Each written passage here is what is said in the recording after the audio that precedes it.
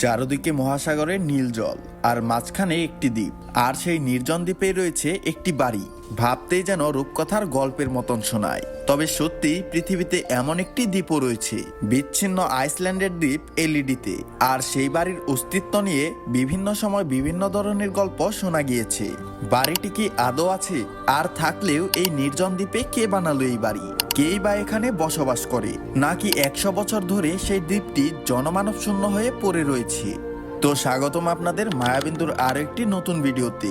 পৃথিবীর তৃতীয় সবচাইতে সুখী মানুষের দেশ আইসল্যান্ড। উত্তর আটলান্টিক মহাসাগরের এই দেশের একেবারে দক্ষিণ প্রান্তে অবস্থিত ওয়েস্টম্যান দ্বীপপুঞ্জ। এই দ্বীপপুঞ্জে মোট 11টি দ্বীপ রয়েছে, আর এর মধ্যে তৃতীয় বৃহত্তম দ্বীপটি হলো এলইডি, যার আয়তন 0.45 বর্গ কিলোমিটার, যেটা কিনা প্রায় 336 বিঘা জমির সমান। আর এখানেই রয়েছে পৃথিবীর সবচাইতে নিঃসঙ্গতম বাড়ি। আইসল্যান্ডের মোট ভূখণ্ড থেকে 7 কিলোমিটার দূরে অবস্থিত এই এলইডি দ্বীপ। নিঃসন্দেহে এই দ্বীপে মানুষের কোনো স্থায়ী বসতি নেই। এখানে রয়েছে কয়েক প্রজাতির হাজার হাজার পাখির বসবাস এবং কয়েকশো ভেড়া। আটলান্টিক মহাসাগরের বুকে জেগে ওঠা এই দ্বীপটিতে রয়েছে ঘন সবুজ ঘাস, সাগরের বুক থেকে ভেসে আসা ঠান্ডা বাতাস, হাজার হাজার নড়ে পাখির ওড়াউড়ি এবং চারিদিকে নীল জলের অকৃত্রিম সৌন্দর্য, যা এই দ্বীপকে স্বপ্নের এক টুকরো দুনিয়াতে পরিণত করেছে। আর এই দ্বীপে আপনি দেখতে পাবেন পৃথিবীর সবচাইতে নির্জনতম এবং নিঃসঙ্গ বাড়িকে।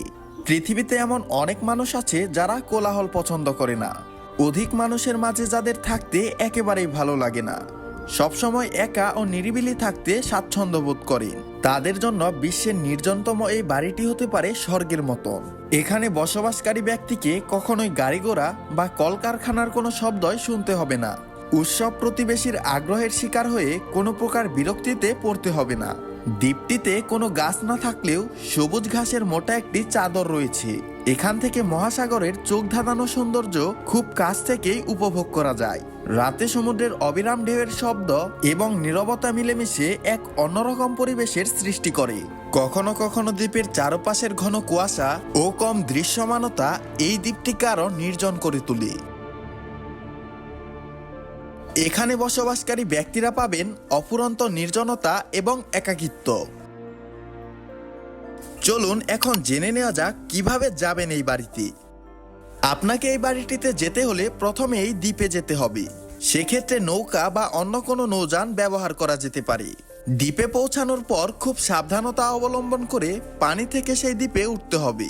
এরপর সবুজ ঘাসের ক্ষেত মারিয়ে হেঁটে হেঁটেই এই বাড়িতে পৌঁছানো যাবে।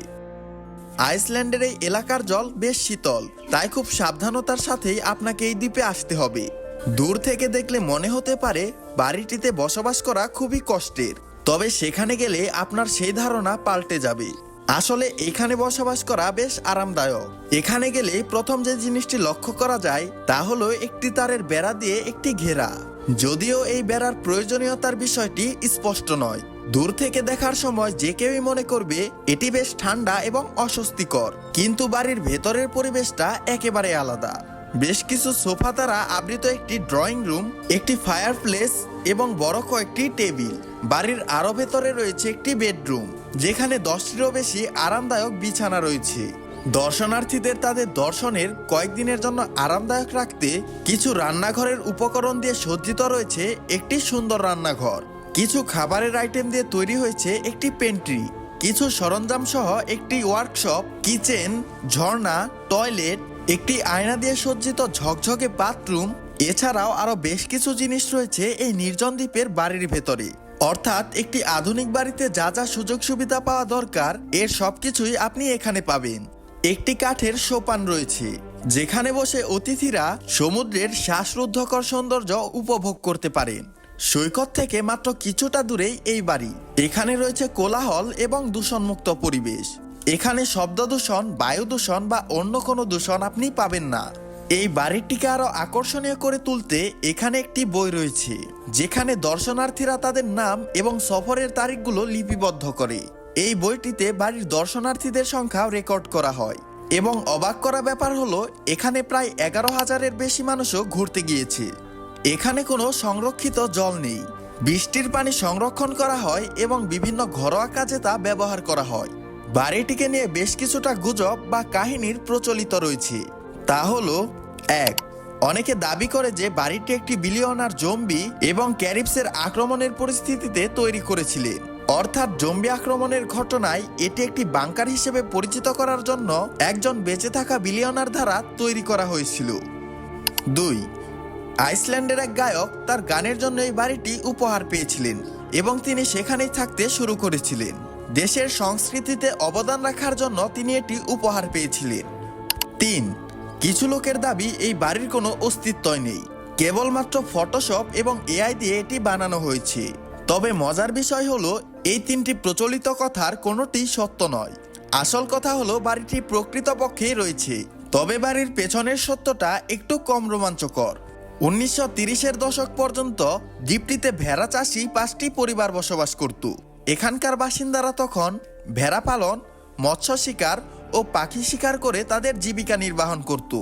অত্যন্ত নির্জন এবং যাতায়াতে অসুবিধা হওয়ার কারণে সেই পরিবারগুলো এই দ্বীপটি ছেড়ে চলে যায়। এই বাড়িটিকে পৃথিবীর সবচাইতে নিঃসঙ্গ বাড়ি বলা হলেও প্রকৃতপক্ষে এই বাড়ির পাশে আরও একটি বাড়ি রয়েছে এবং এর থেকে কিছুটা দূরে অন্য একটা দ্বীপেও আরেকটা বাড়ি রয়েছে। তবে যাই হোক, নির্জন এই দ্বীপে এই বাড়িতে বসবাস সত্যি অনেকটা রোমাঞ্চকর। পৃথিবীর সবচাইতে নিঃসঙ্গতম বাড়ি হিসেবে খ্যাত এই বাড়িটি এতটা নিঃসঙ্গ না হলেও এর প্রাকৃতিক সৌন্দর্য এবং দূষণমুক্ত পরিবেশ আপনার মনে প্রশান্তি এনে দিতে সক্ষম। তো ভিডিওটা কেমন লাগলো তা আমাদের কমেন্টের মাধ্যমে জানাতে পারেন। আর ভিডিওটা ভালো লাগলে আমাদের চ্যানেলটা সাবস্ক্রাইব করে পাশে থাকা বেল আইকনটা প্রেস করে রাখতে পারেন।